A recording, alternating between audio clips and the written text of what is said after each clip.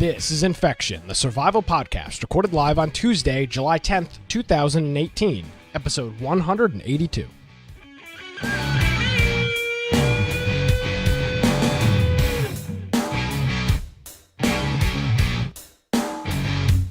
Hello, ladies and gentlemen, and welcome to another episode of Infection, the survival podcast. Infection is your source for the latest information on survival video games. We bring you the latest news, reviews, updates, and more each and every week. My name is Nick Craig. At Nicholas M. Craig is my Twitter. InfectionPodcast.com is the website. Joining me from a land far, far away, Boise, Idaho, Brian with an I, Aldrich. Hey, Brian, how are you? From the land where everybody wants to be. So. I mean, I wouldn't go that far, but hey, you're there. Highest percentage of the United States of people moving here, which is not what we want. am not looking forward to going to PAX with you, Brian, because I'm going to hear the entire time, oh, this is how we do in Boise. Oh, this is Boise this, Boise that. Boise City. Well, it's kind of warm like Boise, but man, there's a lot of rain here. That's what you're hearing. Boise doesn't have crazy rain like Kill myself by the end of the PAX trip. So whatever episode number we're at before that may be the last. Sean's working on his way to figure out how we can move here because he's in California. Everyone in California wants to move to Boise. Well, hopefully, Sean. I mean, Lance is on my side. Lance and I actually had a phone conversation earlier this week, and the topic of you talking about Boise came up, and we were in full agreement on it. So hopefully, Sean's got our side, and we'll just bully you out of. It'll be West Coast versus East Coast. Yeah, we'll see how that goes. Hey, Octane Pro TV, welcome to the show. So, Brian, your information, where can people find you? Yeah, if you want to find me at Boise Computer on Twitter, of course, you can go check out my blog, biteoftech.com. Of course, make sure you go to our website. We've got on there links to our Discord, which is a great way that you can communicate throughout the week. If you're going to play some games, we've got a crowd of people that are playing games throughout the week. We also have a channel where you can leave news topics. If there's something that you'd like us to cover, that's the best way to do it because we always look at that throughout the week and check it out. Also, we have on there links to our Steam group, which gives a nice notification before the show starts. So if you happen to be sitting at your computer and your Steam is logged in, you've got a little pop-up window that says, hey, we're getting ready to go live. It's a nice little reminder for starting the show. So make sure you do that. And then, of course, the link to our YouTube channel, all our podcast forums, and any of the topics that we talk about. If there's anything that you're thinking, I wish I had a link to that video that they showed, or maybe we're talking about a specific website. All those things are included in each of our episode pages. So you can click on that and we pretty much put the notes as we have them there. So it should let you, and we sometimes follow close to an order. So you could follow through the show if you're watching it after the fact, and it has all the links so you can watch them in real time. Maybe if you're an audio listener, that's a good way to do it too. You can go back and see some of the things that we maybe showed as a video.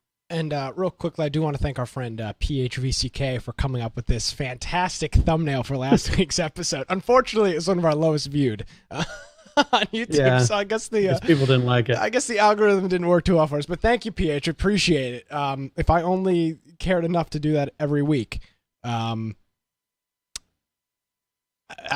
guess I would. But no, it unfortunately did not work, so I guess I'll have to go back to YouTube school and figure out how to do that. My favorite part is it's pretty hard to see here, but the hashtag #1 podcast. Here, actually, I've got a higher res version of this somewhere. Let's see. It says, "Man, I need more red circles." There's not quite enough red circles in there. Let's just who cares? Let's just talk about stuff because this is fun. So here's the full one. You can see there's a lot of meta in here. My favorite part is definitely the #1 podcast thing down here. I gotta say, it's probably my favorite part. So my wife was like, "Who are these people? Like, are these?" Because she was concerned that there's a girl. She's like, "Oh, of course." She's like, "Is she someone who watches your show?" And I'm like, "That's clip art, honey. That is nothing to do." What would be wrong if this fine lady watched our program? Well, she wanted to know how we knew her. I mean, oh man, wives get concerned about. I wish things. Laura would have called me. I would have played that up real good. I mean, we would have had there's something he told me not to tell you. So we would have played that up bigly on that. That would have been great. Well, and some of them are like emojis. Yeah. I'm like, why are you asking me about emojis first of all? Yeah. And then there's Kappa, and it's like, Yeah, she wanted to know who these people were.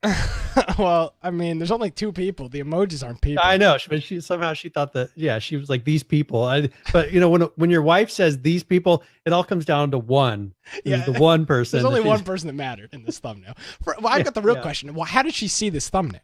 Because she doesn't watch our show. No, but I had it up for some reason. I don't remember. Or maybe someone you posted it in Discord, I think. And you see the thumbnail. And then she saw it over the shoulder. She saw and then she wanted to know. Why is she close to Nisco when your wife? No. Why is the girl close to you in the thumbnail? Oh, yeah. I mean, that's a valid question. I don't know. I'd have to ask myself. At me in her mind, even though she's pointing over at you, but in her mind, she's actually touching me. She is. I mean, hey, yeah. What can I say? All right. So that's the whole point of that whole picture for her.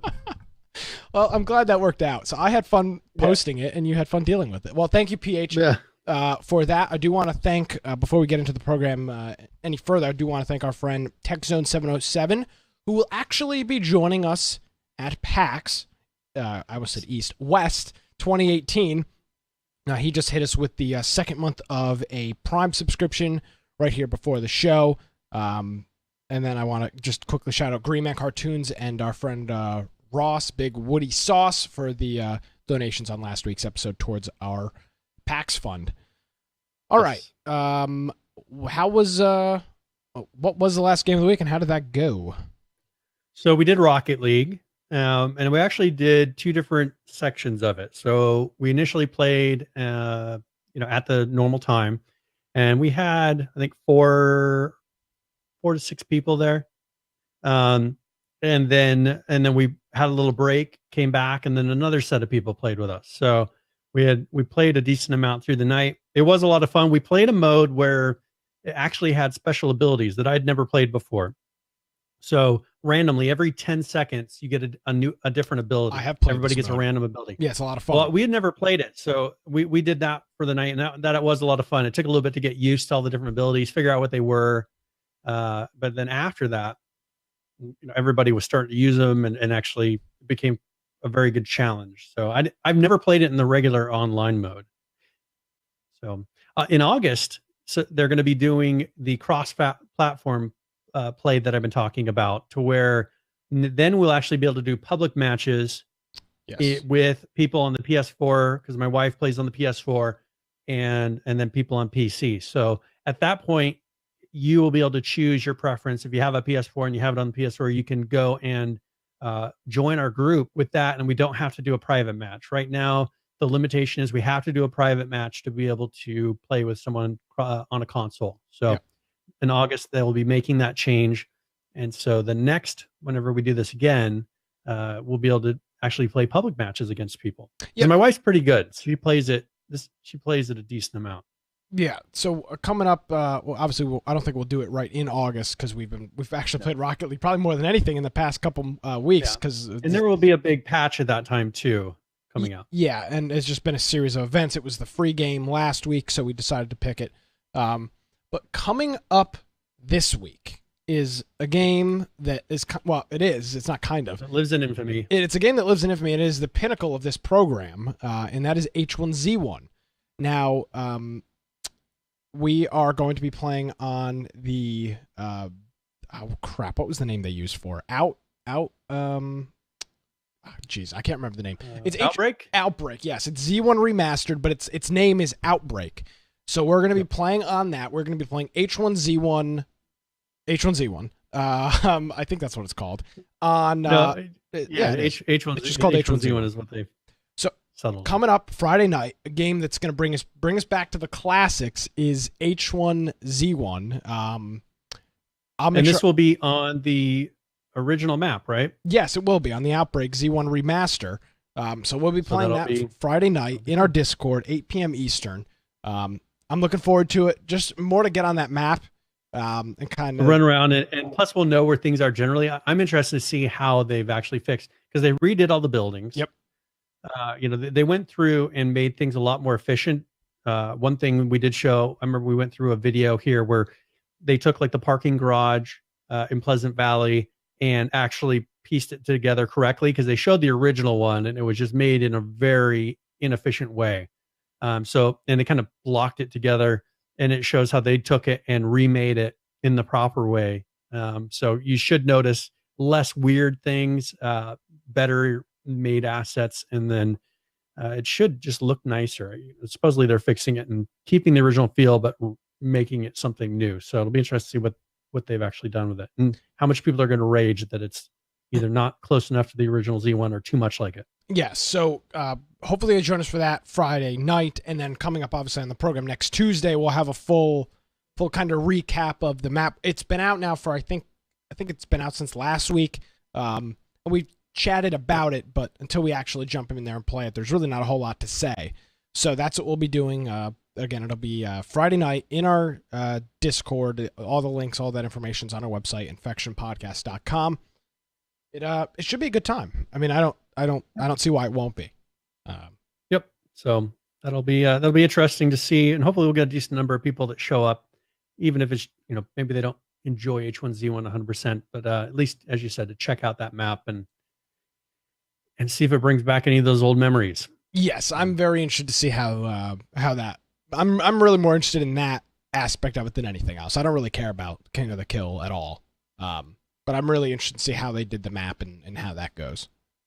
Yep. All right. So one thing, are you ready? Is there anything you want to touch before we go into some of this news? No, I mean, I think we're ready to go.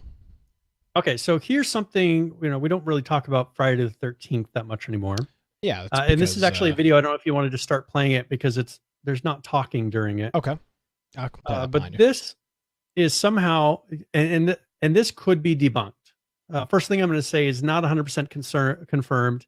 It seems very likely that this is correct, but this is a video of the unreleased map that they were working on that now will not be released because they're not allowed to create any new content. So this is based on Friday the 13th that was in the future. And if you look here, is that the Friday the 13th X or whatever it's called? The one that came out in the 2000s. Yes. So yeah. And you see here, like they didn't have the walking upstairs correctly animation. So he has to do this weird glitch where he, is doing the hatchet move to be able to actually go up the stairs. And you can see he can glitch through walls. Just like a regular F13 map. I mean, what's I know it's exactly what you would expect when you're playing Friday the 13th. Jason X. But you can see this is obviously the unfinished map. They're just kind of showing it. What is done. You'll see some. Actually, it's a 20-minute video. I think, it's long, 23 minutes. So you're free to kind of skip through sections. Yeah. But I guess this is probably based on where that happened. And of course, there's Jason or the Chad. But this is mostly stuff that's been not. Like you can see the collision isn't set correctly on items. Yeah.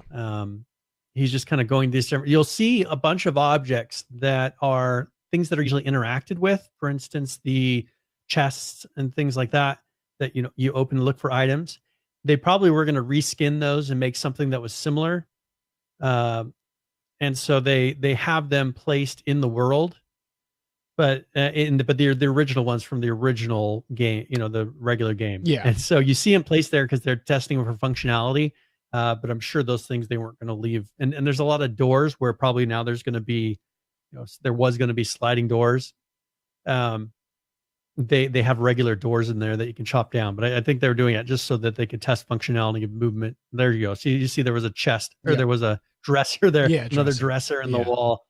There you'll see a lot of these doors when they go up to the doors. They're actually the wood doors from the cabins. Okay.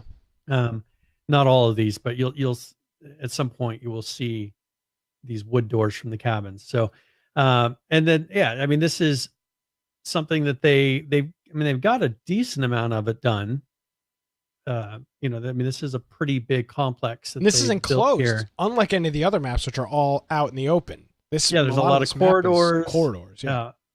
So you have to play it in a very different way. You can't just sit there and run. They have a lot of things that you can hide in. Check that out. Yeah, check out that map. Yeah, so that's the shape of the map. That's pretty cool. So it looks like there's there's an outside area on the left and the right, but it looks like the majority of the map is contained within this building, which I think probably could have been very beneficial for them, because the biggest issue with Jason is he just morphs to wherever you are. You're standing outside. He's faster than you. You know, you're dead. But with this, I mean, these corridors and these hallways and stuff, it seems like it's just a different game. Yeah. And so, that's the issue is you're not going to be able to, and PH says it is a spaceship. They did have a section that was kind of like, had some futuristic movies for spaceships. They show a greenhouse in effect, maybe it's a forest area that's in there that's creating oxygen, purifying water, whatever. They showed something like that in here. I never watched this particular one. So I don't know how close and realistic. I think that Firebomb there, you saw that's one of the regular wood doors. Yep. That they place there. Firebomb would know much more of, this looks like the space station that they were in. But I assume since they did the other ones, they had a lot of things that they were trying to make similar. I would assume it would be similar to that. Okay. So let's talk about something then, Brian. Why? Yes. I mean, it would be a real travesty if they opened up modding support and these map files just happened to find their way out to the public eye. See, but the thing is, I think with the lawsuit, they can't even do that. They can't make any major changes to it. They can only do fixes. And I think the modding support. Now, I thought they couldn't add any new content because adding modding support would not be. But if they allowed other content. People to add content, well, yeah, but I mean, now you get into a kind of a murky intellectual property water. Yeah, I mean, for example, I think tabletop simulator. To avoid. I don't think you could. I mean, you could, but I don't think somebody would sue tabletop simulator. Because all of the third-party games are illegal reproductions of, that's what it is. These are illegal reproductions of the game. And then, the simulator says, "Oh, we're not responsible for what people make." and they are. And I mean, Garry's Mod's the same way. I mean, that would be the smartest thing for if they could legally. That would be like the only out. Well, they should have. I mean, hell with it. As PH sneak it in technically. Let's just make this game a modded game. And let people add their own content. And if they add Friday the 13th themed things, okay, that's what they add. It's not there. They didn't legally do it. I mean, they should just release the source code for this whole game. Yeah. I mean, at this point, because here's the thing. Here's the thing at this point. They can't do anything with it. They can't add any content. They can't remove any content. All they can do is keep it alive. Just release the damn source code. They couldn't release anything that is Friday the 13th specific. Oh, I see what you're saying. Yes. So that's the issue. Is sure they could release all this code, but they would have to strip out all the characters, all the locations. What if that code was to accidentally make its way onto the internet? Well, they would probably be held liable for that. They would probably be held liable for that. This map looks like the only map I'd actually ever be interested in playing. This is like a real map. Like it was the only one that was really that different. I mean, the other maps are all the same. It was just outside, and then Jason comes at you. You hop into the door. You put the latch down. He breaks down the door. You hop out the window. He smashes the window. You hop back in. You get cut. I mean, it's just the same shit over and over again. I mean, it sucked. Do you think that there's the other game that's similar? Dead by Daylight. Dead by Daylight. Do you think that this may be something where they'd say, maybe that is a good idea. We could make a map that isn't outside. Because that's the thing with the Dead by Daylight. They're all the same. They're reskin versions of the exact same thing. It seems like maybe this would be like, maybe this, they would look at this and say, maybe this would work. We should make one that's in some sort of an enclosed area like this and make people, I mean, you have to kind of change the mechanics a little bit. You have to make people think. And they really have to go through and say, all right, how do we make it so where these abilities still work, the characters' abilities still work, and it's not like they're in such an enclosed space that they can't actually do any of their stuff correctly. Yeah. This is PH says that Dead by Daylight has a mental asylum map that's inside, but he says, but it's stupid. We played that at PAX, I think, or you played that, or Lance. One of you guys played that. We had Dead by Daylight, but it was only the outdoor. I've never played the indoor mental asylum. I've only seen the outdoor maps. Gotcha. On that game. Well, I haven't seen one of these games do an indoor one that right. I mean, this is one where there's that alien game that's kind of feels like this. Yes. If they could pull that off, a game that has sneaking like that, because you're sneaking through the vents and you're doing all these cool things to keep away from the monsters. Imagine if they pulled that off, and that matches a game like this, to where you're using your environment to get away, where in the Friday the 13th game, you're not really using the environment to get away. You're hopping through a window, you're going through a door and locking, but they're not using the environment. It seems like this, you could have vents and all those things to make it the environment. Are there not private, I know there's private matches. Are there private servers in Friday the 13th? I don't think No, I think they host them or create some sort of a system where they're communicating through Steam or there something. has got to be a way that they can get around this lawsuit by either leaking some code or allowing people to spin up servers or something. There's got to be a way that this can stay alive. I mean, the community clearly is strong enough. I mean, if I can still turn on my Sega Dreamcast in 2018, hook it up to a Raspberry Pi through a dial-up USB modem and play 8-ball pool with somebody else online. If that community is dedicated enough to make that happen, the freaking Friday the 13th community has got to be big enough that they can just make a set of private servers that the game hooks to or something. I mean, there's got to be. PH to point out, they were going to have dedicated server support. I think that the best thing that they could do is rip out all the Friday the 13th content assets themselves. Then they would have a shell of a game, right? Yeah. Add modding support, put in generic content, not JSON, but like literally just buy skins off the store. You can make it a guy in a chicken suit for all that matters. Make it an asset flip. I mean, right? Couldn't you just buy a whole bunch of assets and just put them in there? Yeah, so go buy some assets. Yeah. Put them in the game as replacements for all the Friday the 13th specific stuff. Release the game at that point, add modding support, and then release it and say, make your own stuff. And then secretly leak all the other stuff to the community, and then you have all the servers pop up. Yeah.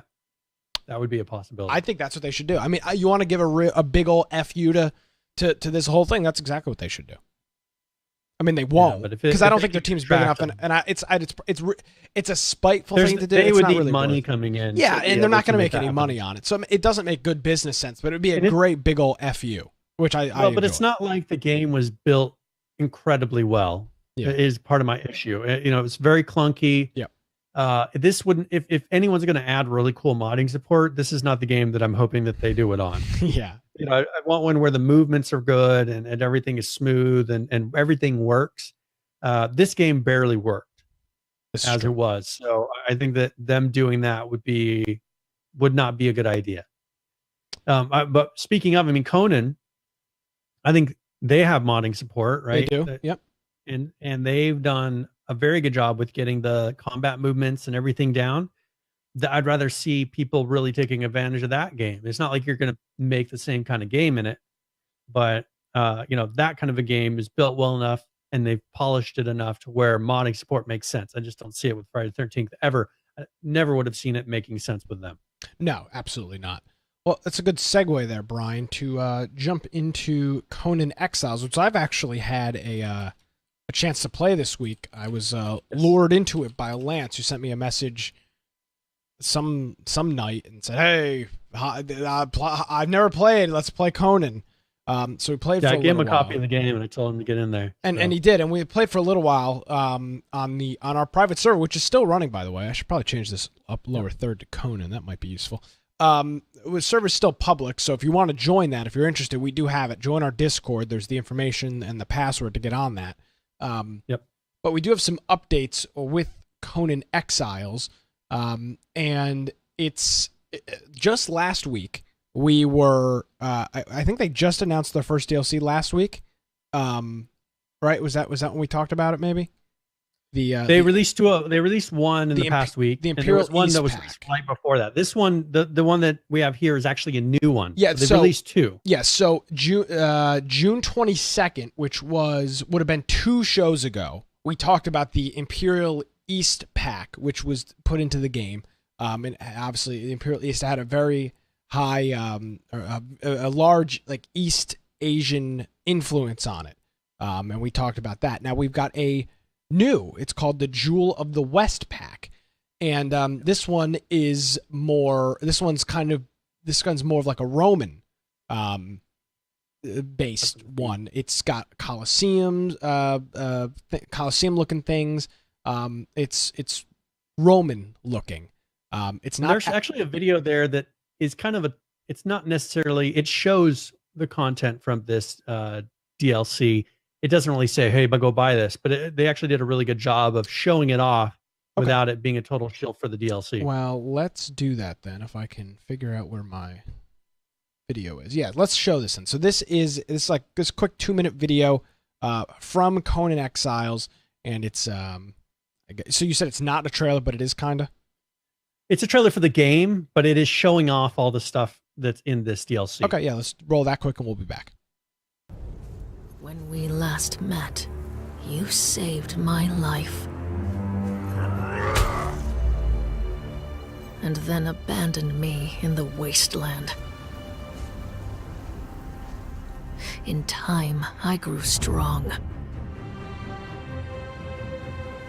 I have been a survivor, clinging to the world with shattered nails, digging in the sand for my right to live.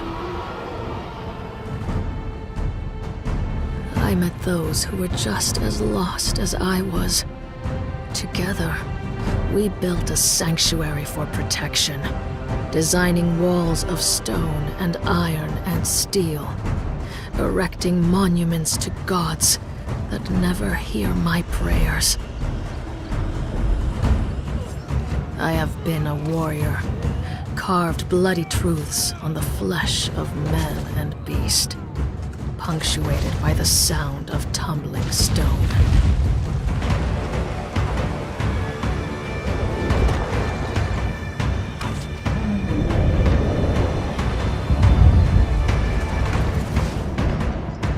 I have been an explorer, walking ways untouched by the footsteps of men, trading words with ghosts in citadels of memory. I have been a queen, passing judgment on the weak and degenerate, sitting melancholic in my palace of marble white. I have been an exile. You know what I've got to say is, where the hell was our quote in the trailer? They quoted IGN and PC Gamer. Where the hell was Infection Podcast's quote in there? I mean, I could have given him a great quote, like, meh, it's all right, or something funny like that would have made great. I mean, better than it used to be. Yeah, I mean, better than it was before. I mean, come on. How did we not get into the quote? That is, I mean, that's ridiculous. I'm going to have to send a very nasty email to our friend Jens Eric and say, what the hell? How did we not? Right on that. Yeah, why did we not? The next time you release a trailer, I want a quote as PH as, man, I won't play it, but I guess it's okay now. I mean, like something like that would be hilarious to put in the trailer. I'm a little hurt. Yeah, I'm sure they'll get us in the next one. How great would it have been if you were watching that and it was just Infection Podcast, just some asinine thing that we'd said about some random thing we said about it. Yeah, like, oh, I've played worse. Yeah. Oh man. So on here, one thing I'm going to say is they're doing a good job of showing that there is a story. Yes. That's one thing that survival games have really lacked.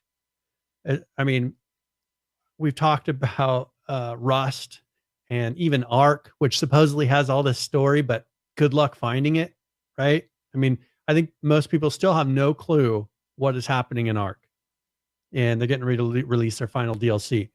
And so I think that with this, they're really pushing, because Conan is based on previous canon. It's previous story. This world existed before this game, and what they're doing is really trying to show that world, have people get into that world, live that world. It's not like Friday the 13th there's people that are crazy about Conan. I mean, there's probably people that really like the movies, the Conan movies. Yeah, they're just like the F13 people. Yeah, absolutely. Yeah, but I don't know. I've not seen any that are as hardcore as Friday the 13th. I'm sure there's a few of them out there. But I think with this, it's a really cool world, and they're saying, hey, come in and experience it. Come discover the story. So I think that they're doing a really good job now. Now that, and this is the thing, is they didn't push it. I think it's wise of them not to have pushed all this stuff too early in the game, back when everything didn't work. We've run into a lot of other games where throughout the whole development, they're constantly saying, come back and try this new feature, come back and try this thing, come back and do this. Or maybe they're piecemealing story. We'll talk a little bit towards the end of the show about We Happy Few, who I think is kind of doing the same thing of they held all this stuff close until they were ready to release enough of the game to where it was polished enough for people to enjoy it. Because we have had a lot of games where we played it through, but it was so broken that, you don't make it through the story and you never know what happens because you're not going to play it for the third or fourth time to figure out what actually happened. So I think they've done a good job with that. And I think that now there's a lot of stuff that you can go discover and find that we had no clue about, until you really dig into it and start searching. Yeah. Well, I'm going to tell you this. That's all fine and dandy. The thumbnail for this episode, and I will be tweeting it to them, is going to be our quote. We're going to come up with our quote here in the post show, and we're going to put it on the thing, and that's going to be our. I want to be in the next trailer. So yeah, you're serious when you're in the trailer, and we are so far now. You've hit the big time. When you're quoted saying some crazy BS in a trailer, you've hit it big time. So I'm gonna do my damnedest to make sure that we make it into something with the Conan Exiles trailer. I'm sure Funcom's got no problem with that. Yeah. So yes, we'll see how much pull air that Jens has. Hey, I mean, we've got a lot of pull. We're a big deal. So this DLC is the Jewel of the West. It will be available in early August. I don't think I showed any of these pictures. But here's a picture from it. You can see the kind of the Roman influence on the look like this. So people can create their own Colosseum. Yep. I mean, that's pretty much what they're replicating there. Yep. And then there's a couple more that I unfortunately did not have pulled up, but I do now. And that's about all you need to see with that. And there's some type of fire breathing dragon going, having kind of a fight in a Colosseum with a warrior, which obviously something that was. So a lot of this, do you think they're going for the RP community? Yeah, I think so. And I just get a hint of that because they're doing Asia, East right? Asia. Yep. Now they're doing more of a Western. Now they're doing a Roman style. And then, they have the kind of not whatever Conan's age was. It was kind of a mythical age, but they have that. I'm wondering if they're going to kind of keep adding themes to kind of fit whatever RP they want. Because maybe that's what they're going for. They're allowing modding, which would really open up. Maybe they're going after the RP community, which would be smart because there aren't very many games now that have opened it up to where they can make their own worlds like that. Well, and I think they need to. You look at a game like Ark, there's not really any RP. And there is and there isn't. You're not RPing in Ark. Everybody looks the same for the most part. You can change colors on a few things, but it's all the same stuff. We looked at they do have mods, but people don't really go that far away from what the original game is. The mods are not that different. Yeah, I think it's interesting you're talking about RP. We've always talked about our ideal survival game, and there's some element of RP. Original H1Z1. People loved that about it. We weren't RPing, but there was absolutely a sense of role play in there. You had, in some respects, you had a full functioning community. There was people that we had certain people that were responsible for going out, killing deer, skinning them and turning it into gas. And that's not RP in the traditional sense, but they were playing the role. Ark has that a little bit, but Conan totally could get away with that. It's a much smaller user base, and the people that play it are very, very dedicated. And I don't think you have as many casuals. It gives them a goal. It gives them something to continue working towards. All right, we're going to keep releasing, because if they could create enough of these, they give the people so many building blocks, right? They give them so many options. The community then will come up with all these crazy things. It's already a very big map. There's a lot of room to build on. You can do private servers. Like, all the check boxes of what it takes to make this happen are there. And I think that they've done a good job. It seems like the mods that are in there, I haven't heard complaints of them not working. Having a bunch of issues. Yeah. So I just think it's interesting, and they should go after the RP community. I think there's I think there's a real place in the, I don't know, in the field, in the genre with the RP, because I don't think any of the games that we talk about really have. Rust is 100% not RP. No, not really. It's people don't talk. RP is when people will go into a world and they won't necessarily attack each other first. They'll go and talk and play out a story. There's a lot of people that do it in GTA. GTA has a decent RP community. There are a few games that allow it, but most of the games don't. We played Harry Potter RP, but it's mostly people just messing around. They don't take it seriously. Well, there are people that take it seriously. Yeah, but most people don't. But if you get into like the GTA ones where they have servers that are dedicated to people and they're vetted, like they have to be taking it seriously, so you could create your own private communities of people that are into RP that are doing their own thing and create it. And so I think that aspect could continue to give them money and get people to continue buying these assets, because they're not just skins, they're assets, because they're very, very different. Those statues and everything else, they're actually creating new things. They're not reskinning a same. I mentioned this last week, but they're not just reskinning the same thing. Those are new assets. So I think that it's very smart of them to keep doing that. And it'll be interesting to see how much they vary on that, because these are very different themes, but I guess kind of the same time frame. Are they going to go? I've always talked about Western. How far are they going to go with something that is different from this? It'll be interesting to see, because they could go a lot of ways. I just don't know how much they're trying to keep to a certain look in the game. Yeah, I'm not entirely sure, to be honest with you.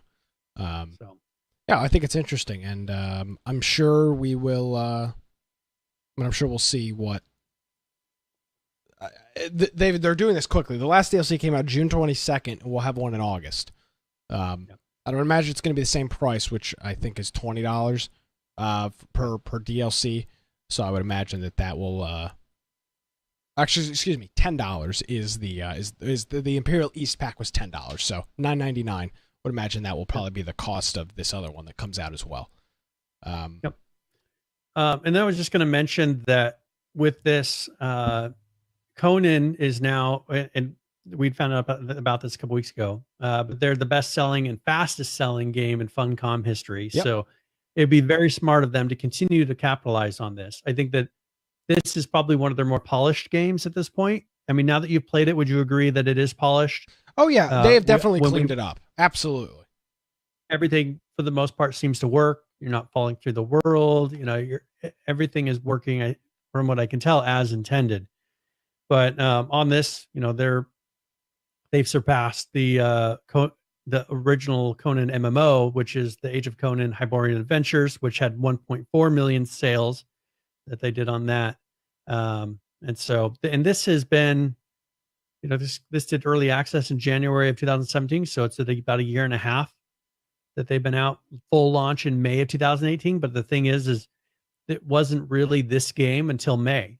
Yeah. The January, the whole year, that was them developing a game. And I don't think they wanted necessarily everybody to consider that the full game.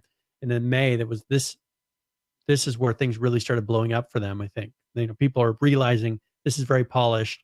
This is much better than a lot of these other games. And they've made quite a few sales just in that amount of time. We were talking about this possibly fading off. I know that we were kind of thinking in the back of our minds that, is this going to be enough, to keep that company afloat, because numbers were starting to decline before they came out of early access. Things were tapering off. But then after they released this full launch, it seems like they've really picked up, and this probably means that it'll lead to another bigger title by Funcom at some point, because they'll have the funds to do it. Yeah, absolutely. So I would just, so it's good for them. Yeah, absolutely. Congrats to the folks over at Funcom. Obviously, we've talked with Jens Eric now here a couple times. The game is really solid. If you haven't had a chance to jump in and play it, I'd highly recommend it. And as we said, we have a server, so you're welcome to join us. Just jump into our Discord, and you can jump in there and start playing a little bit. But in the server, like I don't have to sit there and constantly mess with it. The thing just runs, which is nice when a server actually runs as intended. Because Arc, you'd have issues where it would crash sometimes. I haven't had any issues with this one. Yes, so check that out. That is Conan Exiles. Now let's move over to a quick update here from our friends over at Realm Royale, who have been they're interesting. Their story's a little interesting here. I mean, when they first hit the scene a couple weeks ago, well, at this point, probably a month or two ago, their game exploded on launch, and since then it has taken a serious nosedive, and we'll have those numbers a little bit later on in the program. But trying to stay relevant as what they do. They, well, as every game, not just them, but as everybody tries to stay relevant, they've introduced a new game mode, something that we haven't seen so far in this same respect in some of these other battle royale-ish type of games, and that's the deathmatch mode that they've put in here. So they've put this deathmatch solo mode in. The match lasts up to 15 minutes with 50 players. There's a scoreboard at the top that shows the top 3 players, but this isn't a one-and-done elimination. Players respawn after they're eliminated. The loot chests respawn every 2 minutes. There's no legendary chests, and the players have 1 chicken life, which resets when they're eliminated.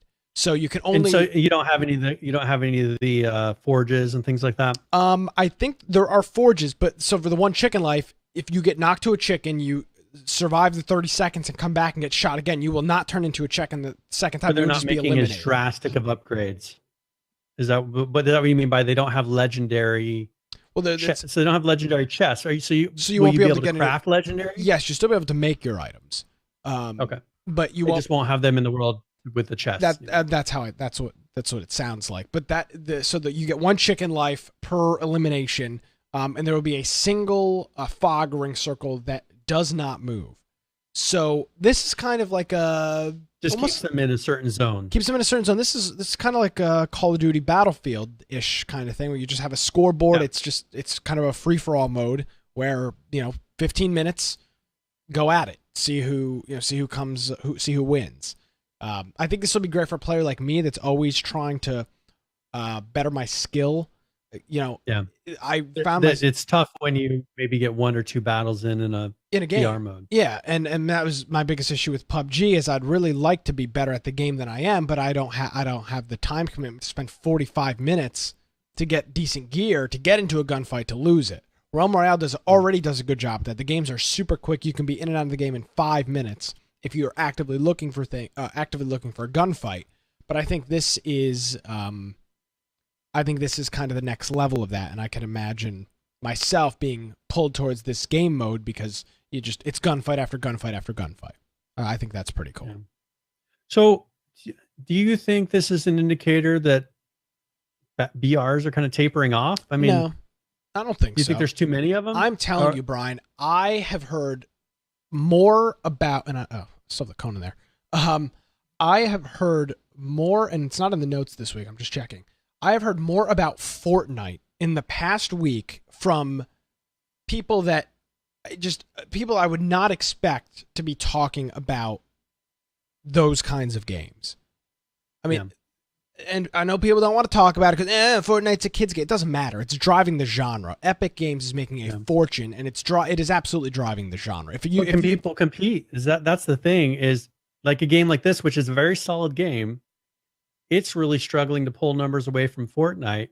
Epic does such a good job of keeping it fresh, changing things up, keeping people interested.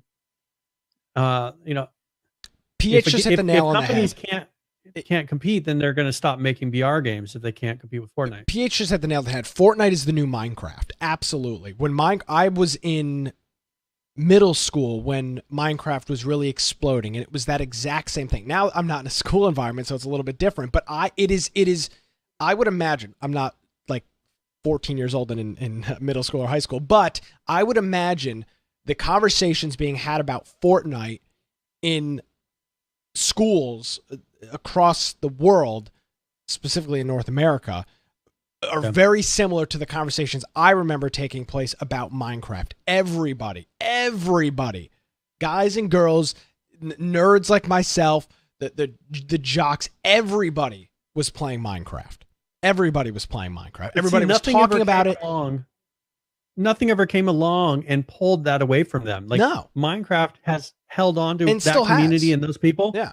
That no one has ever been able to come away and take that away. No one is able to make something that competed enough to take it away from them. And that's what I'm saying is, I don't know that there's going to be able to continue having new games continue coming out as a BR like this, because are they ever going to pull that away from Fortnite to be the top game? No, they won't. And there's a couple of reasons for it, because it's a social thing. It has nothing to do with Fortnite. I mean, this is what your friends play that game. This is what I don't understand. What the hell's wrong with the PC gaming community? They can't wrap their heads around it. It's a social thing. This is about your friend. Everybody is playing Fortnite. The girl that you have a crush on is playing Fortnite. All your friends are playing Fortnite. Everybody is playing Fortnite. The first game that Laura and I played together was Minecraft. We played it. I created a little server and we would play Minecraft together. But I mean, but that's what it is. And that's exactly what it was when I was going through middle school. Everybody was playing Minecraft. When Friday afternoon hit and everybody went home, it was Minecraft all night Friday, all day Saturday, and all day Sunday. And then Monday through Friday, you talked about playing Minecraft the next weekend. That's exactly what it was. And it's the exact same thing with Fortnite. I would imagine, from what I've heard, and just this constant buzz and chatter about it. My boss's daughter is on summer vacation, and she's been spending some time down here helping us with stuff around the office. And she is talking about Fortnite and how her friends are talking about Fortnite. It's incredible to watch, because and I'm so glad PH brought this up, because I never would have made the connection. But it's the same thing that Minecraft was circa 2011. Actually, no, earlier, probably circa 2008. It's defining the genre. They weren't the first. No, Minecraft wasn't the first at all. But they are defining the genre, and that's my. It's not necessarily a fear, but I think that it's going to change. That I think that developers are going to get like this. They're putting a bunch of money into this game, and they're doing a good job. The game is very polished. It's very entertaining, but if they can't continue to hold enough numbers because everybody just goes back to Fortnite, these companies are going to stop coming in and creating battle royale games. Yeah, they may have a battle royale mode in one of their games, but no, I don't think anybody else is going to be able to compete like H1Z1 came in and pulled all those people from DayZ. And then you had PUBG, which came in and pulled all those people from H1Z1. And now we got Fortnite, who pulled all these people from PUBG. I think that's the end of that chain. Yeah. I don't think that we're going to have another one that's going to come in and pull it away from Fortnite like that. There's not like this is next, because this is a game that's as polished. I think Realm Royale is a game that's probably as polished as you're going to see in this type of a genre. Very polished. I mean, everything worked. Everything looked nice. It was as close to Fortnite as you could get, as far as the aesthetic and everything like that. I think that Fortnite may be the end of the genre. I think it'll be a continuing genre. I think it'll continue. Fortnite will continue. Yeah. But I think it's going to be the end of the genre of games. We're not going to have another one that comes in and replaces Fortnite, just like we haven't had something come in and replace Minecraft in that genre. No, and I mean, you can make the same thing, make the same argument about WoW. I mean, WoW still has an incredible player base and install. And there's base. not been a game that's come in and truly replaced WoW. Yeah. WoW is the game. There's other ones that have come in and made MMOs, and they may get a lot of people, but they don't have what WoW had. And WoW may just be continuing, but everyone's going to base every perception and way that they judge every MMO. They're basing it on their experience in WoW and how WoW did it. WoW was the end of that genre as far as being, that's the last one that people think of as being the best. Every few years, you get a game or a franchise or a series that become a social, become a definition, but just become part of society. I mean, for example, you look at TV shows. I was just having this conversation with a couple of coworkers. The Nickelodeon show SpongeBob is a cultural thing. It is. That is it was, and I mean, it still My is. dad I'm has not a sure. SpongeBob ringtone for some of his calls. I mean, well, that's another story. But it's a cultural icon, Brian. Yeah. That show controlled it, there's a couple of games that come to mind when you think that Minecraft is absolutely one of them. Fortnite is probably becoming one, but you look at the series, the franchises like Call of Duty and Halo. Those are cultural icons. WoW, I think you could say the same thing. WoW was a cultural icon, and it still is to some respect. Those don't go away. The same way that in the 2000s, the Nickelodeon show SpongeBob was a cultural icon, and you are absolutely right. Fortnite is going to become, if it's not already, it's the definition. It is the definition of BR, and I think that is kind of what's going to put a nail, not the death nail in VR itself, but I think that is going to make it to where these companies look and say, "Man, it's the pinnacle of it. Who's going to come in and people are going to accept, these developers are going to accept, all right, we're not going to come and take Epic off of this peak. Like, it's unrealistic. Oh yeah, that you're going to come in and be lying to themselves. Yeah, it's just there may be a chance that your game is okay, but I think that this is proof. This Realm Royale is proof, because I don't know of another publisher that could come out and create something as polished as this. I mean, it's as polished as it gets for that type of a feel. And if they are not making a dent in Fortnite, all these other publishers that we see, I mean, you could look at Red Dead Redemption. They're going to have a BR mode, but it's not. They'll get a lot of console people playing it, but it's not going to be your every other person that sees this and knows what it is. So I think that with this is going to be something where all these games, you may have a few more games that come out and release and put a few more things out, but I don't think that they're going to sit here and continue doing this over and over again when it's a losing battle. Unless Fortnite does something really stupid. I mean, Fortnite could come along and make some really bad content patches. They could come along and put out some really bad content. And no, I don't think so. I just don't, but I don't see them doing it. That's the thing. It has nothing to do with that. It would take them stumbling to be able to allow someone else to come in and take it. I don't even think that's the case. They would have to shut down the game. I mean, this has become such an installed game, and again, people aren't playing it because of the game. People they'd have to almost break the game to have it to where people would stop playing it. I mean, potentially, but even in that respect, I think you could still have, because people aren't playing Epic. They're not going to break their game. But honestly. but the conversation isn't about Fortnite being a good game. It's that you're playing it because your best friends are playing it. And you're playing it because everybody in school is playing. If you're not playing Fortnite, and I mean, let's just be the reality of the situation here. That is the player base. The player base is not the 25 to 50 age men, which most of these games go after. That's not it. But guess what? It's driving the genre, so it might as well be. It doesn't really matter who the hell the player base is. It's driving everybody else. It's causing Bluehole. They were so insane about Fortnite that they literally were suing Epic. I mean, it's insane. So it's the social thing. It has nothing to do with the game. Nobody cares about Fortnite. They care about playing it because everybody else is playing. And if you're not playing Fortnite, you're a loser. And it's just it's the social. It may take social kind of like a generation. I think it'll probably take like a generation's growth of those. That's those people's game, right? You'll have a generation of kids where this is right now the definition of the game that they're playing at this age. Yeah, kind of like Minecraft was. Mine was Call of Duty years ago, right? Mine was Call of Duty. But they had Minecraft. Minecraft, the same thing. Like all the kids play Minecraft for a certain generation. I'm in that generation as well. That generation will grow up. Yep. And then you'll have a new one that says, well, we don't want to play that game because that's the game that they all play. You know? And then there will be a new one that replaces it. But I think that this is as you said, the Minecraft of now. This is the equivalent of Minecraft at this time. And people still go to Minecon. Oh my God, it's incredible. They're packed with kids. So I mean, Microsoft paid how many billions of dollars to buy it from Mojang? I mean, it was incredible. Yep. Absolutely incredible. They've got their money out of it. There's still enough people playing. Oh yeah, absolutely. Microsoft got their money out of it, and it's 4K. It's on every device. Yeah, it's on every freaking system that you can imagine playing it on. So I think it's a good conversation. So it'll be interesting to see where this goes, but I mean, what's Realm Royale going to do? I mean, they're now creating a death match, not a BR.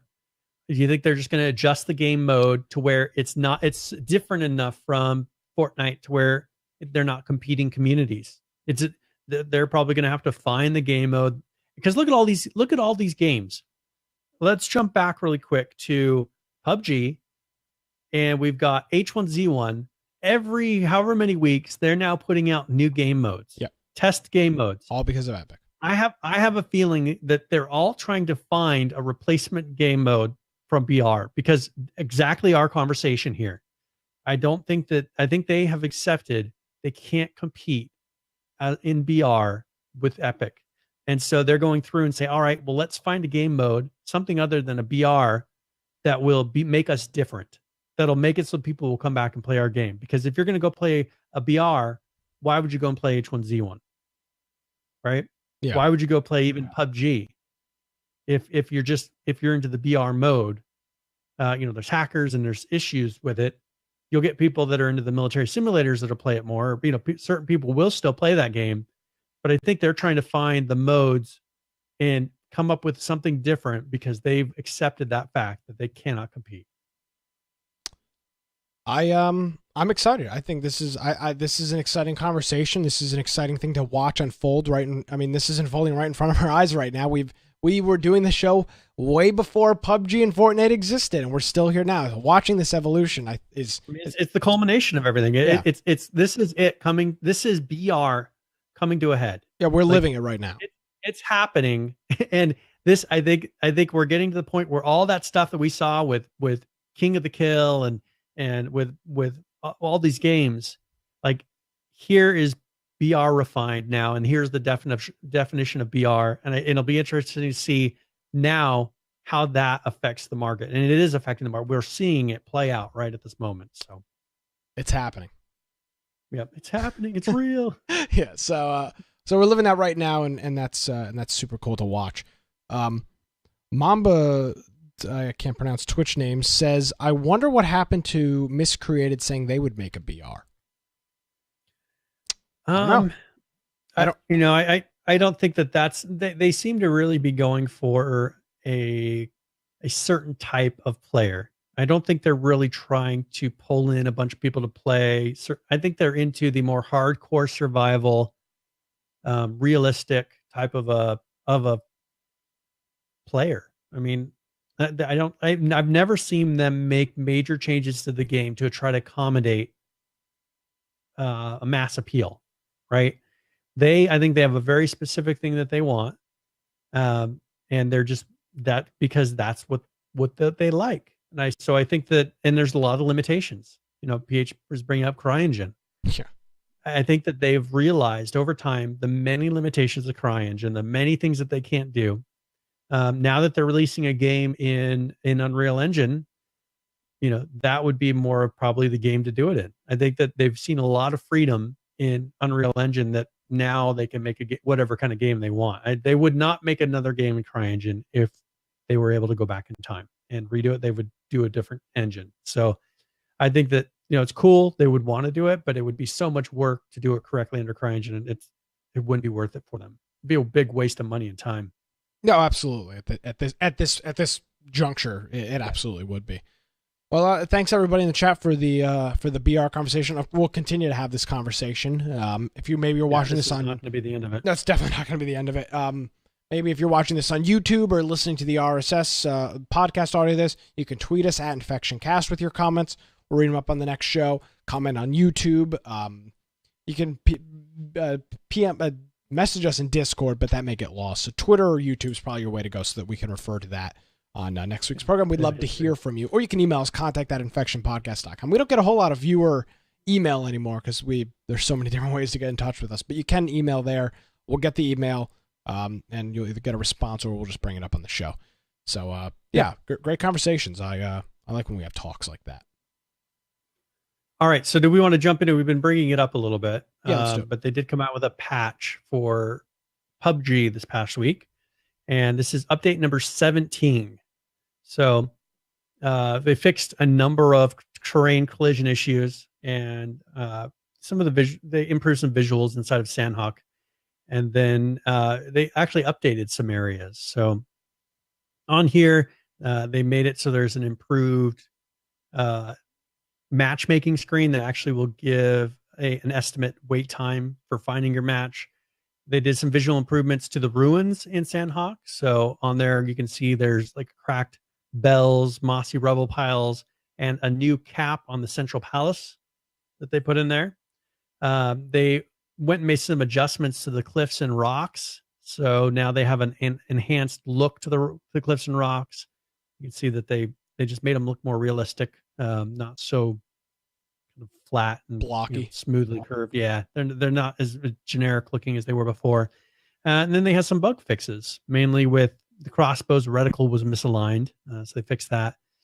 Terrain issues with the collision, as I said before, with Sandhawk, and then there was a few objects in Sandhawk and Miramar that obstructed character movements, so they went through and fixed those. All right. So that was update 17.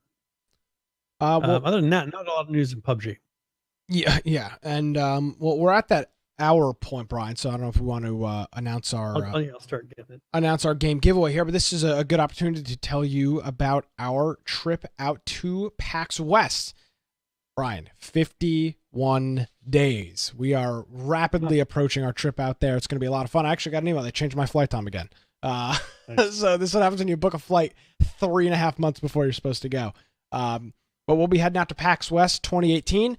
We did officially receive our media passes for the show. So we're 100% ready, locked in, and ready to go. And we'll be doing that here in 51 days. You can head on over to our website, infectionpodcast.com/PAX.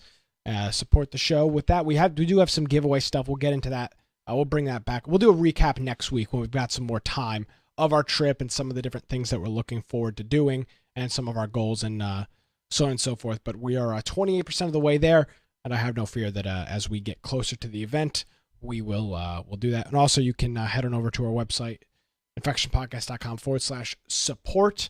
You can buy stuff on Amazon, the Humble Bundle games, and your Twitch Prime subscriptions or your regular Twitch subscriptions, not prescriptions. Twitch subscriptions help the cause as well. They won't be reflected in our PAX meter, but it all does end up going to the same place. So, and one thing to keep in mind, there is a Conan Exiles Humble Bundle for the monthly coming up. Oh, okay, perfect. And so if you do not have Conan Exiles, I would encourage you to go and first of all go to our website and click support, and then on there click that link to go to Humble Bundle, and that will give us credit for that purchase. It doesn't cost you anymore, but it will give us a portion of the purchase.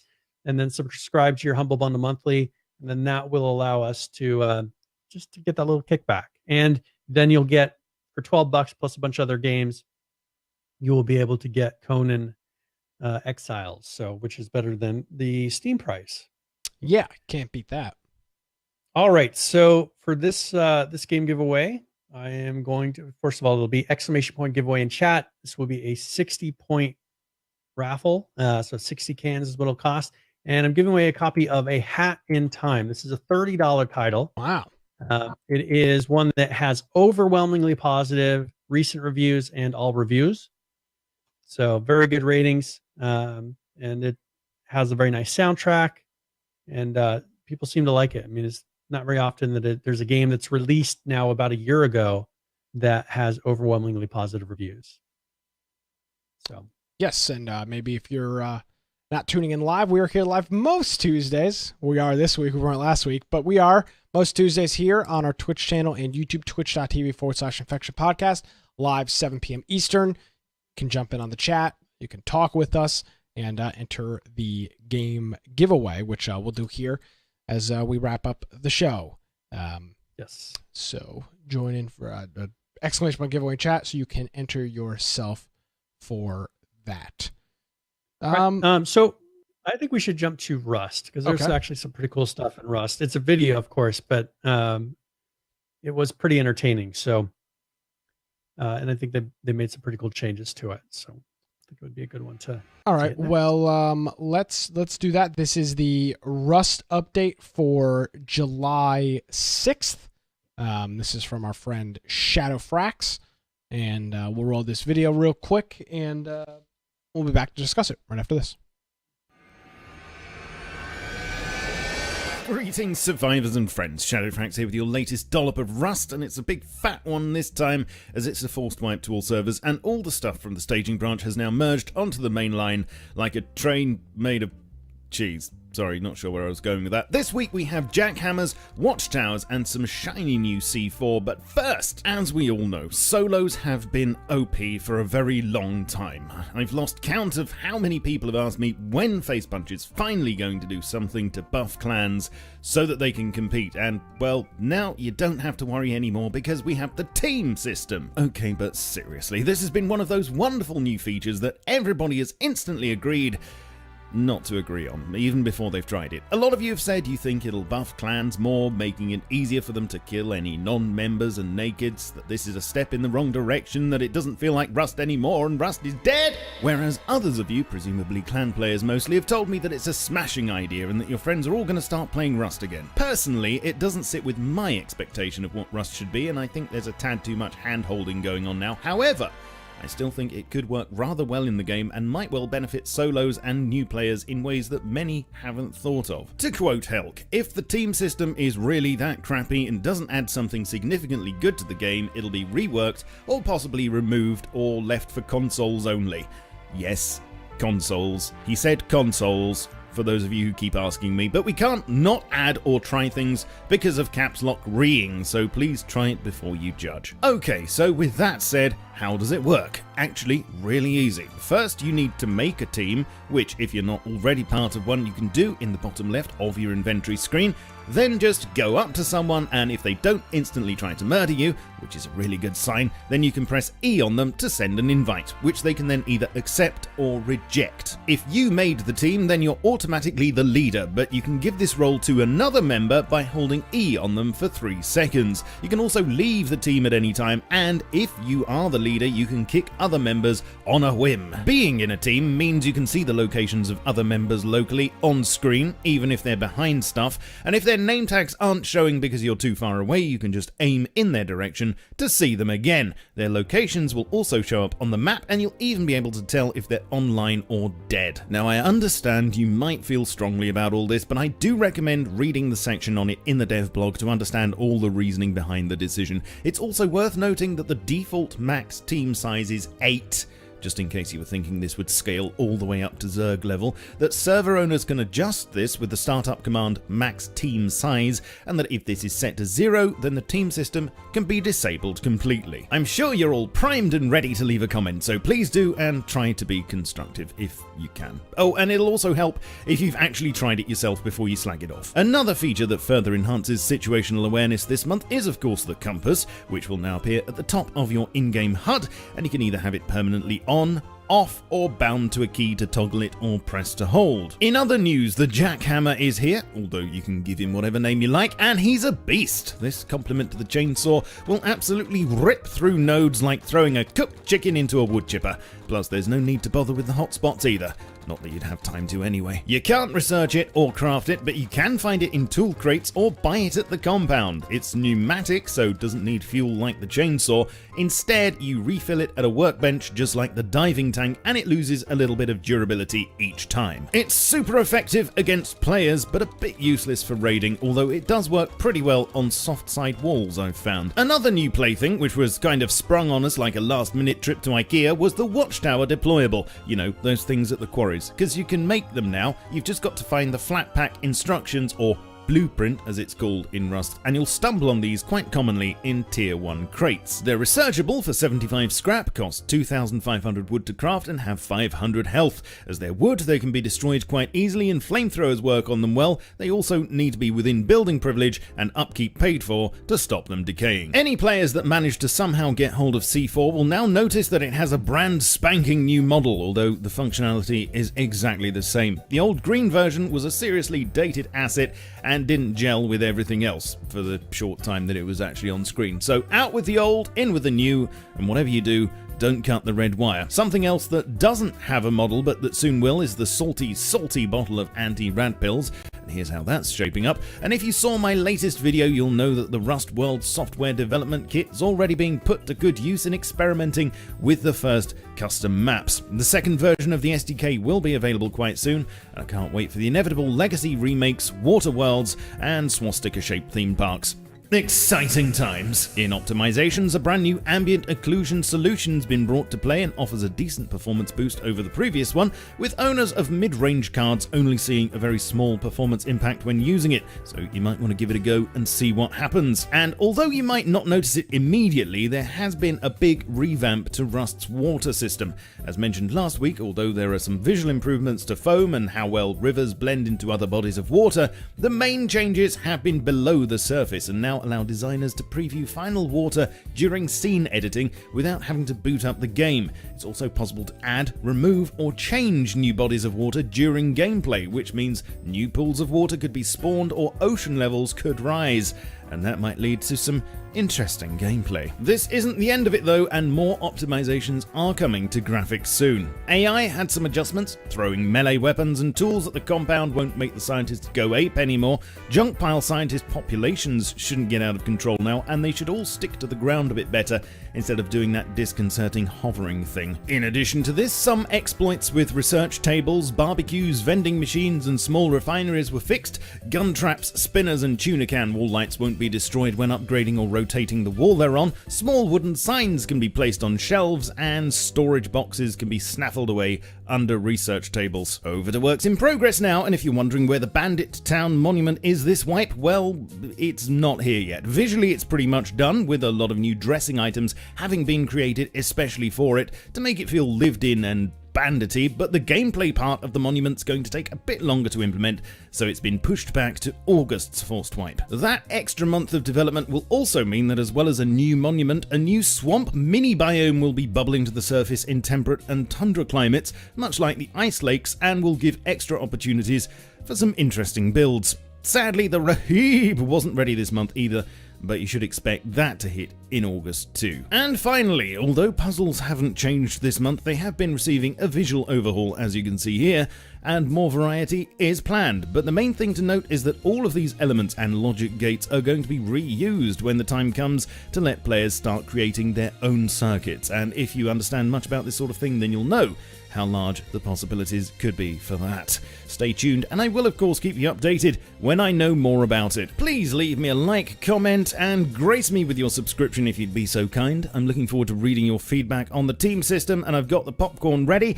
Come and join me on Twitch, Twitter, Facebook, Discord, and my Steam group too, and I shall catch you all soon. But in the meantime, keep calm and stay rusty. Cheerio. All right, and there's our update from our friend Shadowfrax on Rust. I gotta say, I think the most interesting part of that was the developer, Helk, who said if the team system is really that crap and doesn't add something significant good to the game, it will be reworked or possibly removed or left for consoles only. But we can't not add or try things because of caps lock reing. So please try it before you judge. Yep. They've built this community though. They have created the community. They have let the re community control what they've done. Or not what they done, what they do, and now they're putting their foot down. I mean, so many games. It's not just them. H1Z1, they're all the same. They allow a bunch of people on Reddit. They allow Reddit to take a vote. Yeah, Reddit commenting the direction of their game. Yeah, team systems and then can't add teams. I think it's almost smart to not have a Reddit community for a game. I think, like, you look at what happened with H1Z1. No. You can communicate and complain. Yeah, but you know what, Brian? You can have a Reddit community. You just can't. You can't allow them. Conan's got a Reddit community, and Jens Eric made it very clear that they just didn't allow that crap inside of the office. You know, keep that stuff separate. But I think it's funny. People can make their own suggestions. But the thing is when they're like, "Oh, well, now this is a really good." I mean, we had a lot of ideas we put in there, but make your game first. And then if you're like, "Oh, we got the game working," then you start to say, "Oh, let's add this new thing or do something different," but make your game first. I thought that was a funny tweet, and it's the God's honest truth. And all developers need to take the stance because of people commenting "re" in all caps is not. So why are they still in Rust making all these really cool environments? Like, what is the point? Do people even care? Like, where they kill people? I mean, I just don't think of that community as caring. Like, they've got that cool looking swamp area. Yeah, those are cool. I never hear about people running around Rust and looking at the map and caring about what's in the world. I don't know. I mean, it's just maybe we set up a private server and tried, but it just maybe we're a little too disconnected. You never hear about people saying, "Oh, look at this beautiful game." No, they definitely are not. They definitely are not saying that under any circumstances. But I mean, the game, from what I can tell, looks nice. No, the game looks beautiful. People can't sit there and wander around and discover because you're just going to get killed over and over again. Yeah. So I don't know. It's just weird that they put so much effort into something that they really don't need to put effort in because most of the player base could care less about having cool looking things. I mean, they could put in half the effort and they'd have the exact same number of owners in the game. Probably the exact same number of players. Yeah, I don't know the game or the community well enough, but I don't think I would argue with you in that respect. I mean, just from what I've seen, like I've never heard a Rust player that's really into Rust saying, "Oh, I want to go check out that new area." Like I've never heard of it. Yeah. They run around their base and they do their thing and they just kill each other. Like that's all I've ever seen in that game. That's definitely what I've seen as well. I can't argue with that. So anyways, that is Rust. And so we'll see with that new team system. I don't know. It'll be interesting to see how that changes the game. And so far, I've never thought Rust is a single player game in the first place. Like they're talking about how, it's going to boost clans, but isn't Rust pretty much all clans anyways? Yeah. And you can't really survive as a single player in Rust. Yeah. So, all right. Now they did have a game mode we always like to mention because they don't give any notice of these, but H1Z1 had a scavenger hunt mode that they put out. And of course it was Thursday, July 5th. So they started that and then it went for the weekend. So this is something that you can do as a PC arcade mode for scavenger hunt. And then they had an apocalypse crate in there. An interesting skull helmet, which seems like it's kind of a Mad Max type of a look. Fairly unique, but it goes over a skull mask. It'd be interesting if that just went over the player's face rather than forcing you into the skull mask. But then they had wasteland skulls, which are easy to find. It says found more abundantly around the map. Find and collect 50 of these skulls before the end of the hunt. So you have to find these skulls. However, these wasteland skulls are still in limited supply each match. So keep your eyes open as you scavenge for gear. Collecting 50 of these skulls, your progress carries between matches. It says will get you 3 silver victory crates. And then they have Skull of the King. And this is the hard mode. And this skull from the very first H1Z1 winner is far more rare. Only 1 per match can be found randomly on the map. Skull of the King is haunted, and the golden energy it emits can be both seen and heard. Locate the skull, acquire it, and win a match while you possess it to unlock the elusive scavenger skull helmet. The Skull of the King can also be looted off of others, and any loot bag with it will be clearly seen to contain it. Find it or kill for it. The goal is the same: possess it and win. So it's 30 players. And then pretty much, counts down by, I think, based on how many items you find. So, yeah, so this is, and they had a one-time offer that Apocalypse Crate sale, they had it 60% off. So if this is a one-time offer, they're saying they're never going to have 60% off again. Well, this was 5. You could get 5 crates for 60% off. Yeah, so I guess this is the one time that they're doing that. Sale. I mean, I guess I don't know who the hell's buying crates in H1Z1, but I mean, I don't know. Maybe I guess I'm wrong. So, what do you think about this mode, though? I mean, it's very, very different than it's giving people a point beyond just surviving to the last. Like you have to do things as you're going through this world, or as you're going through the map. Let me answer your question. I saw this on Twitter I was Mhm. around this weekend, and I read it. It did not entice me whatsoever to jump into the game. And that, I mean, I'm not saying that to say, oh, I hate H1Z1 or anything like that. It didn't entice me at all. Yeah. This was not an interesting game mode to me. I mean, there's prop hunt. Like, why aren't prop hunt's very popular, and the one thing Call of Duty I think has done it pretty well. Yeah, I think that was only limited time. I don't know if they still have it. No, they still have. They have it now full time. Oh, okay, cool. Yep. It was a lot of fun. Yeah, I had a good time. It was funny. It's funny in Call of Duty. Yeah, and so I just don't know that would work on this type of map. I don't know if this is something where people would want to do this over and over again of just finding skulls. I kind of feel like I'm not the right person to talk about it. I mean, I'm so lackluster towards anything that H1Z1 does, and it's just because of their track record. I mean, that's all it is. I mean, it's not that I have some. I'm surprised they didn't save this for Halloween, or maybe this is them testing it. Well, I mean, maybe it's not that I hate them or hate the game. It's just, these things just, they really have to, and what have they done recently that's enticed me to play the game? They remade Z1. That's why we're playing it Friday night. That's an enticing thing that I saw and said, oh wow, we need to go in and play the old map. Because most of us, if we go in and play that and it's not tempting enough to make us come back again, then they have a problem, because that's all they've got right now. And it may not make us want to come back. If I had to guess, it probably won't, because we're going to come in, and this is going to be our problem. We're going to go in with an attitude problem. We're going to go in with this preconceived notion that H1Z1 is a heaping pile of junk, and that's the notion we're going to go into the game with. It's not correct. We shouldn't, but I guarantee my attitude is going to be like that.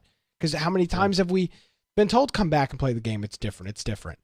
But I mean, just because of that, that's what's drawing me back to playing the game this Friday night. Because most of our community, we probably met playing on that map. I mean, I could sit here for the next half hour of the program. It's going to be a very different. Like, we can't go out and say, "Hey, you guys go out and do this." Like, this is going to be BR mode. It is going to be BR mode, but it's the map. And I mean, if I look at our Twitch chat right now, I mean, almost all of these people watching this show right now played with us on Z1. Yeah. I mean, I can tell you how some of them started. I can tell you for certain that I'm going to get this screwed up one or the other. Either Landgun brought Saul or Saul brought Landgun into the group. One of them found the podcast, started playing with us, and brought the other one. I think Landgun brought Saul into the group. I remember that. I mean, I remember that. So that's the enticing thing for me going back and playing Z1. Yeah. This game. Well, it comes down to community again, though. I mean, You brought it up earlier about the community. If you can get a community, H1Z1, even battle or the BR version, King of the Kill, now H1Z1, that was fun. That was very fun with our group, because we get together, we'd be communicating, through the game, and it made it entertaining. For instance, we've got people that still play PUBG. You've solid got group too, yeah. You got people that still play PUBG. That for them, that because of the community, we have League too. People that we're willing to play. We have people are playing League and Discord all the time, but it's the same thing. It's a community. It's the same group of 4 people. Well, I think even like you got the hop drop guys. They have people that are very intense about playing PUBG. And so because of that community, all those people still enjoy playing PUBG. Yeah. And so I think that if you like a game, find a community that is active in it, and then you'll enjoy the game, regardless of, even if it's got all of its faults, right? H1Z1, if you found a community of people that were still really into H1Z1, you would enjoy H1Z1. Probably. But the thing is, do you want to, that means you're invested in that game. And that's not the community, and that's not the game I would choose to build it around. Just like Arma. Arma has a very big community, but it's a very unhealthy community. But if you're interested in playing Arma, you just go find a group of people that are playing Arma, and you know what? You'll have fun. If you play by yourself, you'll notice all the bugs, you'll notice all the problems, and be like, this is so frustrating. I don't want to play this anymore. Yeah. But the community makes it so you're willing to ignore all those things because you enjoy playing with the person and all these people, and you're willing to ignore all those big problems, glaring problems. And we've said this. I mean, this is nothing new. It's not this, new. This is nothing new that we've said that Brian is saying right now. We have said this time and time again. Games are, at least in our circle, which is all I know is our circle, what the group I hang around in. These games are driven by the community more than anything else. The Friday night game night, while we don't play Survive, we don't play Survive. That's why we talk about other games. Like we talked about the Overwatch patch a couple weeks ago, because that's a game that drives community. And that's half the battle. I think that part of it is, and right now, our community is kind of waiting for a game that draws people in. Might be Red Dead. Or yeah, Fallout. Fallout 76. That's the thing is if we found a game that drew enough people in, we would, as a community, play it, and we would continue playing it just like we did Ark, because everybody's playing it. And right now, we've played all these games so much that we can't get everybody into it at once. We need a fresh game that everybody's willing to step into and say, you know what, this is a lot of fun. And then it'll hold our attention. But because no one's willing to jump all in, everybody's not willing to jump in at once. Right now we're in one of those weird spots where we don't have one game that everybody plays. Everybody plays this. A couple people play this game over here. A couple people play this game over here. Well, and I think Conan could have been that game. But we could get everybody into it at once. But they made the mistake, and I say the Conan people made the mistake of they left a sour taste in a lot of people's mouth based on original launch, and there was a lot of people that were a lot of people off. aren't willing to step in and give it a Absolutely. chance. If those people were willing to step in and give it a chance, they'd be like, "Oh, this is a fun game." Yeah, they might not. But the point is they don't want to because of the actions. It's the same thing with Miscreated. It's the exact same thing. That's why you almost need a polished, fresh game that everybody can jump in. Well, look at Realm Royale is a great example. They did not release a game that was broken and buggy as hell on launch. They released a and we saw what happened. The numbers went through the roof. They had, I've got their numbers pulled up right here. Their all-time peak was 105,000 players. That was less than 7 days after the game was out. Yep. Now, the number's gone way down, and we'll talk about that here in a couple minutes, but the point is still the same. They've shot up to 105,000 concurrent players in less than 7 days of launch because the game wasn't a heaping pile of junk on release. It was a finished, polished game. So then there's no negative. I do not have a negative taste in my mouth about Realm Royale. I just got a little burnt out from it, and honestly, I haven't had a whole hell of a lot of time to play it, or play any games, for a matter of fact. Just I have a time issue right now. I don't have a lot of time to play games. I'd rather spend my free time watching YouTube videos or something like that. But I have no. If somebody was saying to me right now, "You want to play Realm Royale?" I'd say yes.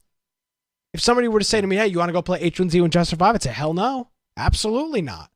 I've got a very negative feeling, negative perception of that game right now. And that's same thing with Conan with a lot of people. Same thing with Miscreated with a lot of people. Same thing with 7 Days to Die to a lot of people. All these games. And they're killing themselves by releasing way too early in their release cycle. I'm afraid this other game that we've been talking about is going to do the same thing. I can't think of the name off the top of my head. You interviewed the guy. We showed a video on it. We showed one of their dev blogs last week.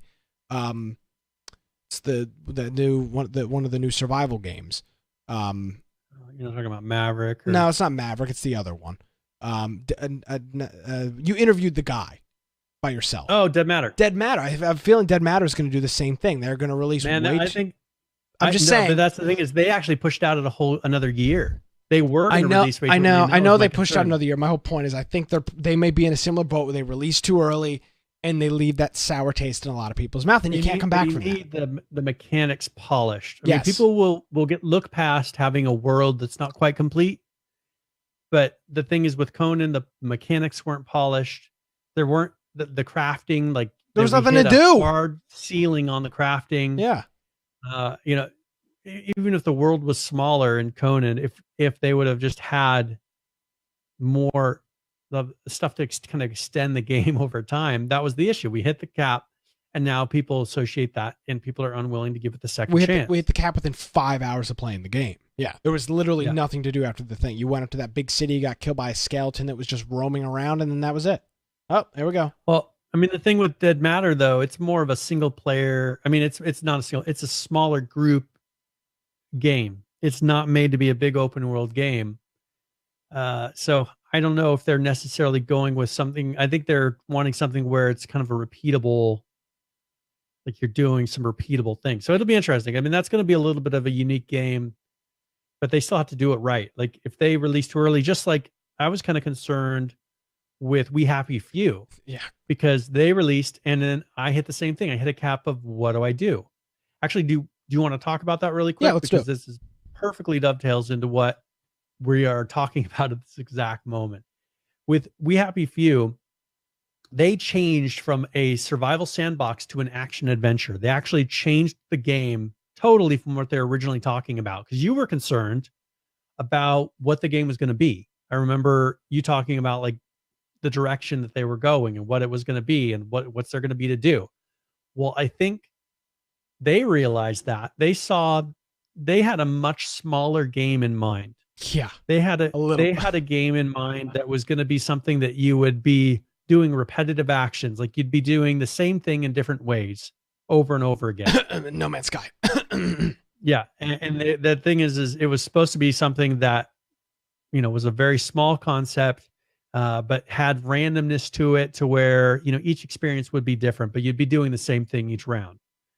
And they realized people wanted something that was a big game, that had story, that had a bunch of stuff. Because, what pulled people in was that original scene. Yeah, which is E3 a trailer. story. That is a story-driven event. But the problem is when they first released, you did that, and then it put you out into the world. So what they were doing is having a story-driven event for the first 5-10 minutes, right? And then it puts you out into a world that's totally randomly generated, and then that's the repeating thing that's only a couple hours worth of content each time. It's like a 4-hour repeating cycle. Yeah. You have a game, you play for 4 hours, you beat it, and then you can do it again and have another randomness. That would get old quick. People would not continue. And they realized people wanted a big, like there's at least 20 hours worth of content if you play through straight, for the story itself. Now, at the time when they first started, there was 15 people working on the game. So it was a 15-man team, which I would understand, it's tough to create something crazy huge. But the expectations, just like No Man's Sky, were big. No Man's Sky didn't deliver. I think that these guys realized we want to make the game that people are expecting, not the game that we intended to make originally. So they totally revamped. They pulled to where nobody can play the content. They pulled everything away so that when it releases here next month, it is going to be totally fresh. People are not going to know what it is. So I think this is going to be something that will surprise a lot of people just from seeing the videos that they've done, the amount of content that they've kind of hinted at and shown in some of the trailers. I think that this is going to be kind of a surprise to a lot of people about how good this game is going to be, because I think they've done a lot of work in the last year to really change it from what we thought it was going to be, or what we thought it was going to be, what they were offering it as originally. So, and also they did get to where they can release it in Australia. That was a big issue. Australia was banning the game. So now they'll have an R18 plus rating in Australia. Jesus. But, and this is because there's drugs in it and there's violence. Oh no, not drugs and violence. It's based on, it's like a political thing of the government is drugging. It's not people just randomly using drugs. It's based on the government controlling their citizens by controlling what they're allowed to think and see and maybe use and play. Experience.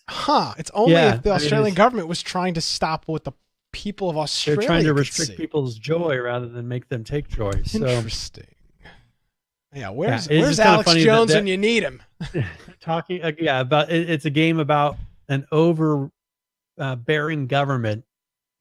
And here we go. This is a game about overbearing government, and an overbearing government is trying to block the game from being released. I mean, it's just, that is the most incredible thing with that whole debacle. And you knew it was going to get approved, but that whole thing was just quite fun. I mean, as you said before, if they allow GTA to be released in that country, there's nothing in this game that's worse than GTA. Yeah, drive-by is killings of drive-by killing pick up of hookers. Yeah, drive out and kill them. You can you can be a drug dealer in the game. You can kill everybody. and they allow that, but then they don't want this just because, it's not like, I think it's just very odd. I think we need to do for the next GTA, we need to be one of the quotes on that trailer. And you can pick up hookers. You can kill everything. You can kill everything. Brian Aldridge, Infection Podcast. I mean, I can see it right now. I think that's a great selling point. I'm sure that they'd be like, oh yeah, let's contact Rockstar. We get a release for your quote on this? Yeah, exactly. Well, if we got any Rockstar people that know Rockstar in this chat, let us know. We'd love to do something for their next worm trailer. our way in there. Yeah, we can worm our way in there. I'm sure. This whole We Happy Few thing I think this has been a good learning experience for a game developer. It's been a good learning experience for me, and I'm not a game developer. Do not release a game that is so shallow on content that they've now done 4 content additions to the game, and there still isn't more than a couple of hours worth of stuff to do. I mean, how many times anymore? So that's the thing is they pulled it from people being able to play any of it. No, I got that. They pulled it away a year ago, and they've added all the content now. Which is good, but rather than them piecing it out. But you tried playing that. You did this. You played this game 3 times? I played the original one right afterwards. But you played 3 times. You started multiple times. Yes. That's my point. Because the thing is that original mode, it wasn't like you continued. No, but my point was they had the original mode, which was that 10 minutes of content. And then they would add another 8. We'd have to restart the whole game to get 18 minutes of content. Then they'd add another 5. That was my point. Play the same thing over and over again. You wouldn't be able to continue. That's why I'm saying this is a good learning experience for a game developer. Is do not release a game that's so shallow. Well, if they would have gone through and just added patch, through this whole time, as you said, I would have to sit there and play the beginning intro so many times to where I just would be sick of it. Yeah. I'd be like, I do not want to play. So I think this was the smartest thing they could have done. I think this gives it a chance. And the graphics are really good on it. I think people really enjoy it. I think it probably took off and became kind of the star of the show at that conference. It was E3. Yes, it was that they released E3 in 2015, maybe 2016. Yeah, E3. so they announced it, and I think that it got a lot more. It kind of stole the show, right? People noticed it, and so I think it instantly became much bigger of a game. But the thing is, that doesn't mean more money's coming in. Yeah, just because people notice it, they sold their original.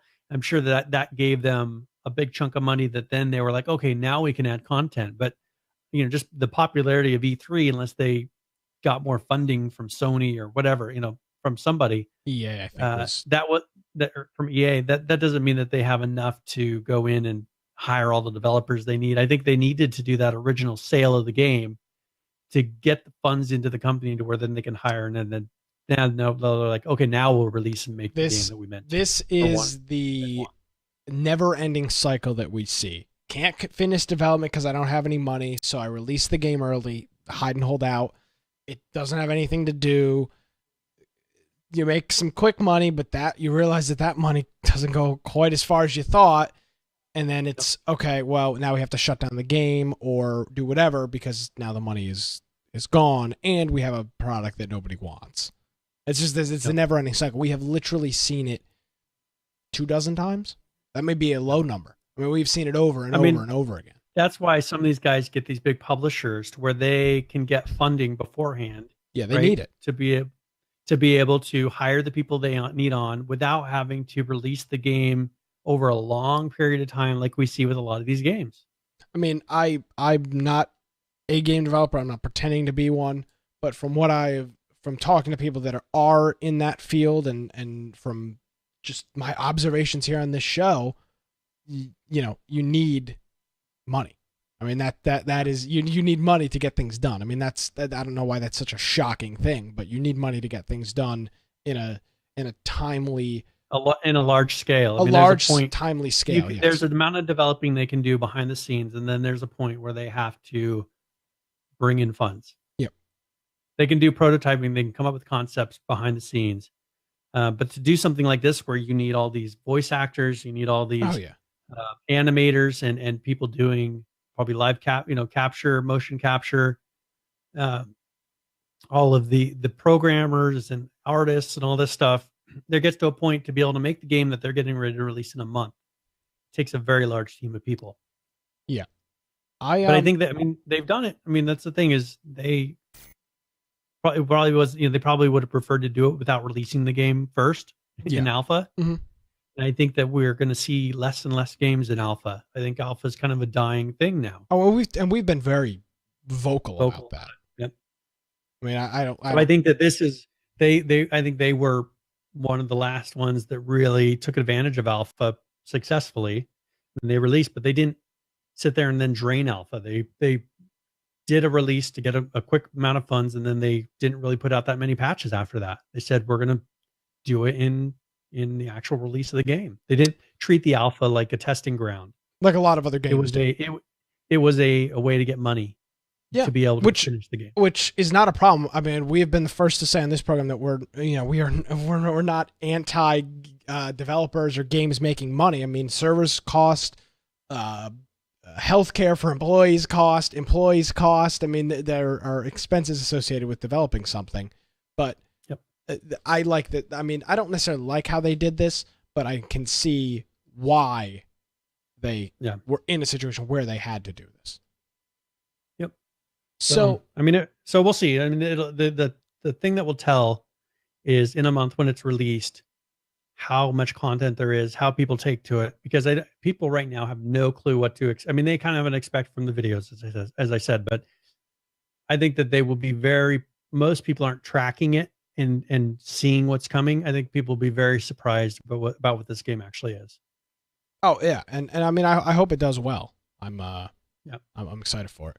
Let's show a trailer for a game that we've talked about in the past. I believe we saw them at PAX last year, the Culling.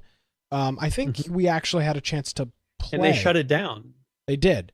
And they didn't have their own booth. They were at, that was with like Intel's, like they were attached it was to some Steel motherboard. Series, I believe. Somebody like that, or Hyper Kingston, Hyper-V, or somebody like that. They were with another group.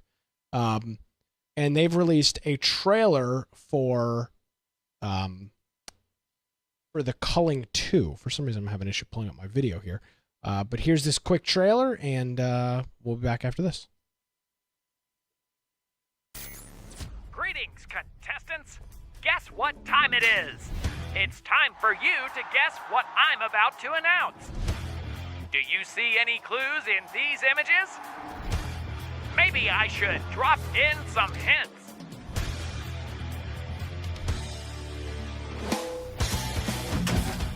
It's bigger than before.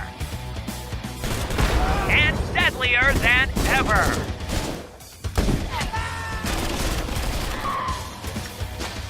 But most of all, it's Cullinglier. Did you sniff out all the clues?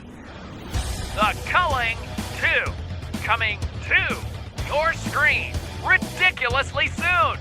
Check out that date. Today. Yes, it's out. People are streaming it on Twitch. I'll have a very rudimentary current players because I don't have a graphic made for it, but I do have the statistics pulled up for it. What the hell? I mean, it seems like it's an H1Z1 clone. I mean, it looks like the freaking game that was shut. It looks like I mean, obviously we've all seen the original Culling, but this looks just like the game that was just shut down, Radical Heights. I mean, it's literally Radical Heights.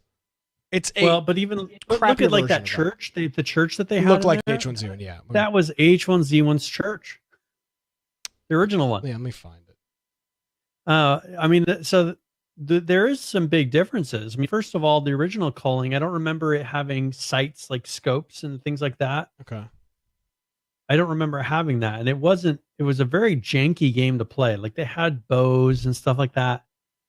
I remember I was shooting B-roll video at PAX for the Culling, and I asked some kid was playing. I asked him if I could shoot over his shoulder, shoot his screen, and we were watching him play, and he was like, "What the hell is this? Like this sucks." Because him and I were talking because it was I was just shooting B-roll footage, and you're right, it was just janky. Like he got caught in the zone, couldn't figure out what the hell to do. It was weird. So, do you mind if I talk about some of the ratings that are coming out for this? No, go for it. So first of all, this has a very negative rating. So there's been 125 ratings so far, and it is very negative, which I've not seen that rating before. Can you skim? Can you give us Yes. Can you enlighten us? So here the first person said, this is not the Culling. It contains no elements of the original Culling. It is more of a bad ripoff of PUBG and H1Z1. Do not buy. Do not give this dev team any money for this obvious cash grab. Very disappointing. I played alphas that play better than this. The next person says, this game is hot trash. I would say that it is a budget version of Ring of Elysium, which is a budget version of Rules of Survival, which is a budget version of PUBG. This is the first time I've left a review on a game. Felt so obligated to let people know how bad this game is before they spend their money on it. I have refunded it and will donate the $20 to charity instead. Okay, I have a new segment. New segment on Infection Podcast. Brian Aldridge reads terrible reviews. You have such a monotone, matter of fact. I need to hear another. Give me another one. That was the greatest thing ever. All right. This game is not a finished game. It is a poor attempt or cash grab at combining H1Z1 and PUBG. This is not the Culling. So this one person had the exact same perspective as another person. Huh. They're getting the exact same feel. One person said, I stubbed my toe on the way to install this game. That was more enjoyable part of the experience. This person said, the best part was when I uninstalled this game. Xavier, you haven't learned from the first game. Now, I do, while you're reading crappy Steam reviews, the YouTube, I know, it's a real shock. YouTube is much kinder. The video has got 56,000 views, and it has 1,700 thumbs down and only 226 thumbs up on it. This is great. So here's someone who actually gives some insightful things. Clunky movement, no gun netcode prediction, overuse of marketplace assets, server crashes, and I haven't even left the spawn area. Here's someone with a positive review. Oh, let's hear it. Come on. I got in a duo, thought I had 3 kills already, then realized that's how many people were in the server. 10 of 10 would refund again. All right, that's perfect. Let's stop on that. That's fantastic. I've got the Culling too. I've got the current players coming up here in a minute, and I think we'll be pleasantly surprised by that. So the Culling 2, what an abomination! I mean, this I don't is know what just. they were thinking. I mean, this is just why. I mean, I don't know. Like, so they pulled in. So originally, the Culling got much more of much more attention than they originally thought they would with the first one. It wasn't that well made, and I just think that it took off bigger, and they couldn't keep up with. They couldn't deliver expectations. But it was kind of a unique concept. They made it a little bit different than the other games. This one, they're going in and actually making a worse version of existing games. Yeah, they're literally making a crappier version. As that one guy said, they're a budget version of a budget version of a budget version of a budget version of H1Z1, which is. I think that Xavier is a much smaller and less experienced company than people think. I mean, it doesn't matter how experienced I think they got lucky you are, with the Culling. But I mean, they got lucky. I mean, how unexperienced you have to be to realize that there was no announcement of this. It was just, hey, the game is out.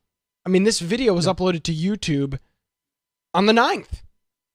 They uploaded the video yesterday saying, hey, the game is out tomorrow. It's coming sooner than you might think. Is this alpha? I mean, is this the final product? It doesn't matter. I mean, you think people would figure there's maybe hope that it's going to change. Well, I mean, the people are getting their refunds, so they're not. I mean, they may make some money, but people are going to refund this.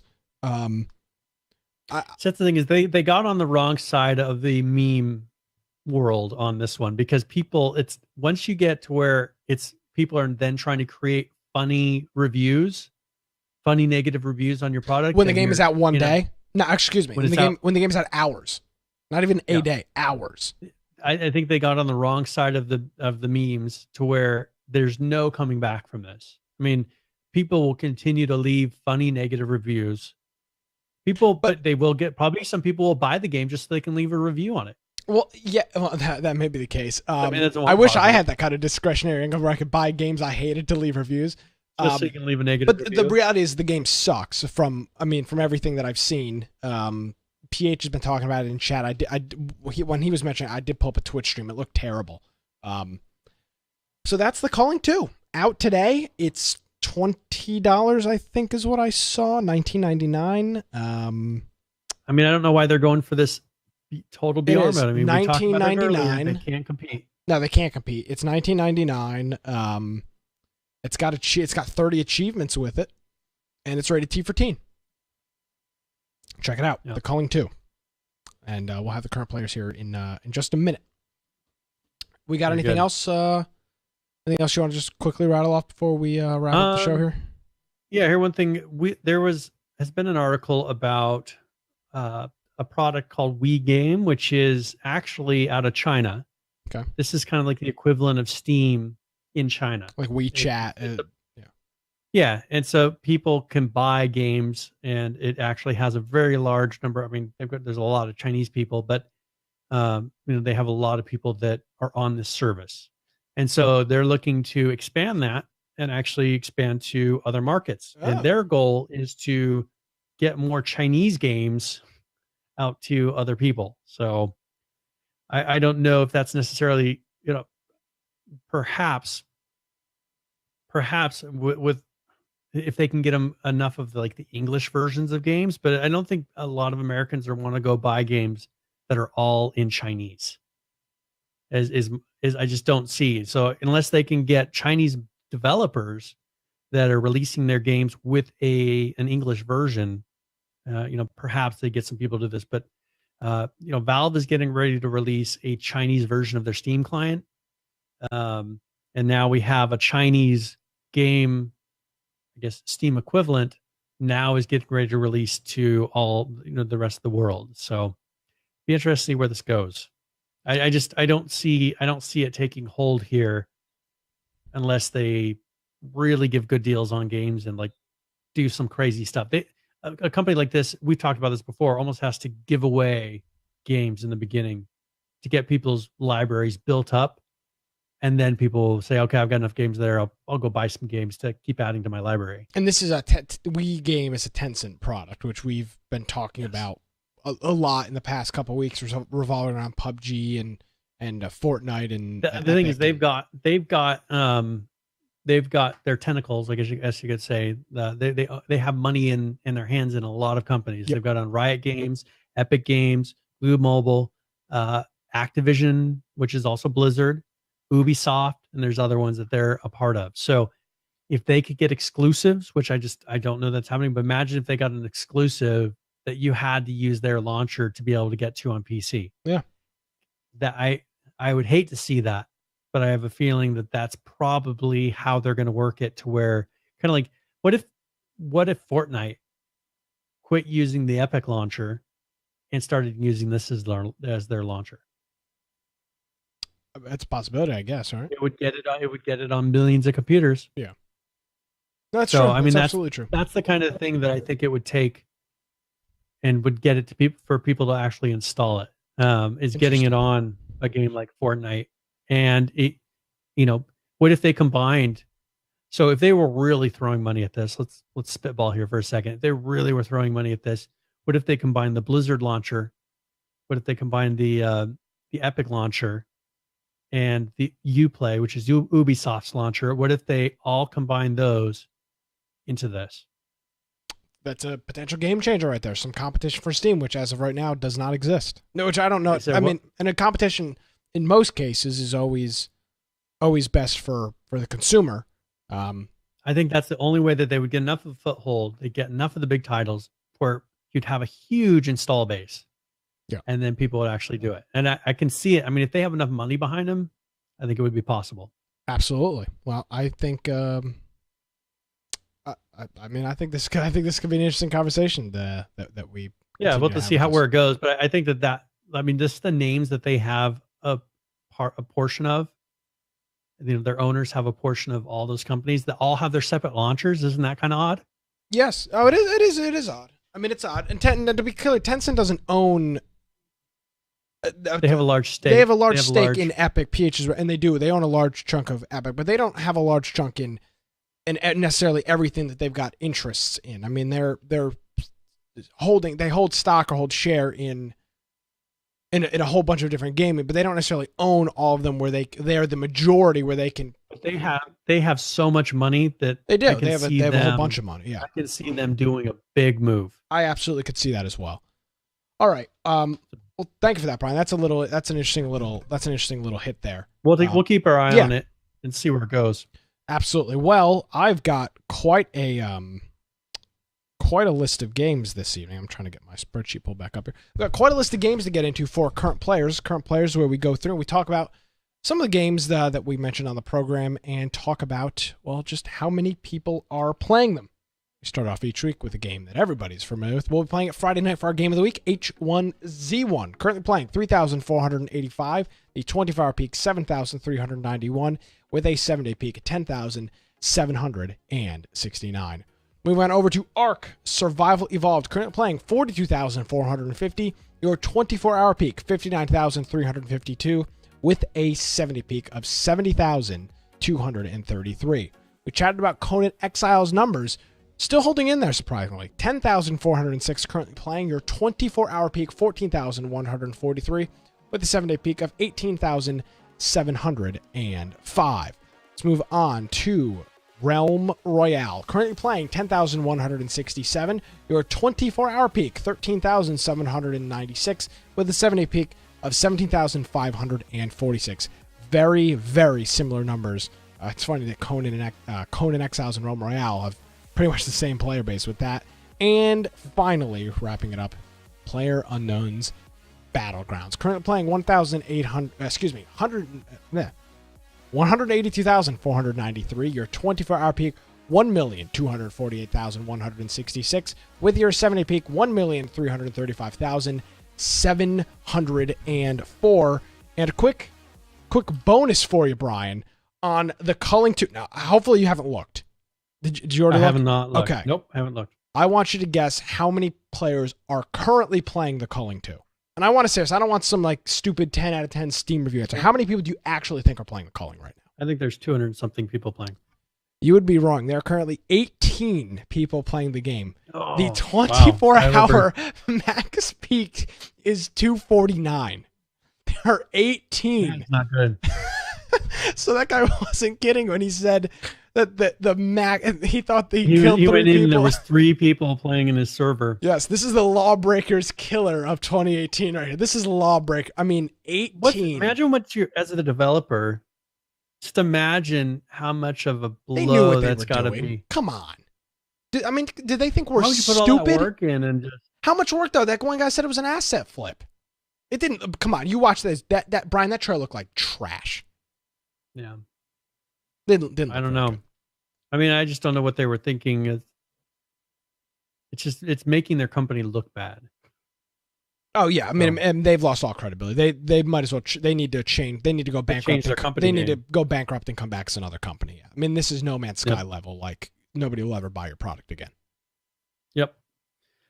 All right. So I'll mention some things that we didn't cover. Yep. And you can go check out our show notes for those. Survive the Nights came out with a patch. Some pretty cool stuff. And I'll have a link to the changelog and the 0.6.16 patch that they put out here recently. The Black Death had a patch called Pandemic, which has some really cool content, 0.31. And so I'll have a link directly to that. Elite Dangerous came out with a smaller patch. They came out with 2 patches in the past week. Not a ton of content. Like there's some fixes. They made some changes to it, but it's not a major patch. A lot of people are waiting for an Elite Dangerous. I think they're calling them space legs, where you can walk around your ship. You can walk around and do things. I think that's the big patch that people are waiting for, that they were hoping was going to be in this one. That some of the videos and the teasers are showing characters walking around in the videos as, like CGI. So I think that's the main thing. We'll definitely have to show some of that when that does happen. Hurt World came out with the patch 0.6.0.0. Ark came out with a small patch, not really worth covering. It was just mainly fixes. So yeah, so that's pretty much some of the stuff. If you go check out our show notes, you can go check out each of those. We have a link, and you'll be able to go read through those notes. And maybe if there's one of them that seems big enough, maybe I may throw in another patch. Mainly it would probably be the Black Death one if we did. But hopefully Elite Dangerous comes out with another one with the space legs in the next month. Cool. So, all right. Remember, we're doing Game of the Week H1Z1 this week. So make sure you have it installed. Make sure it's up and updated and running. Test it out. Make sure it launches correctly, because I'm sure a lot of you have not run H1Z1 in a little bit. So go check that out. We'll go to roll tip of the week. Tip of the week is where I go through and either have a general gaming tip or maybe one about a specific game. A lot of people playing Conan Exiles this week, so that's what it's going to be about. This is tip of the week.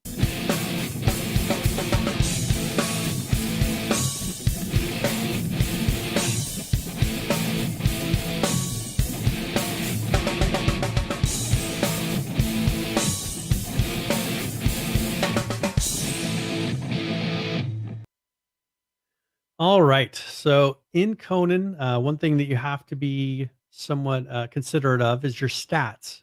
You'll have to place points into different things as you're leveling up. And so people I'll ask a lot of times, oh, what should I be putting my points in?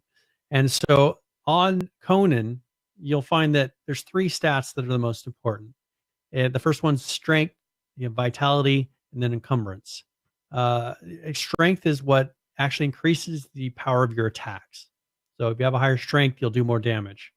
Vitality increases your health so that you'll last longer when you get into battles. It takes longer for you to die. And also that affects hunger and thirst, which can drain your health over time.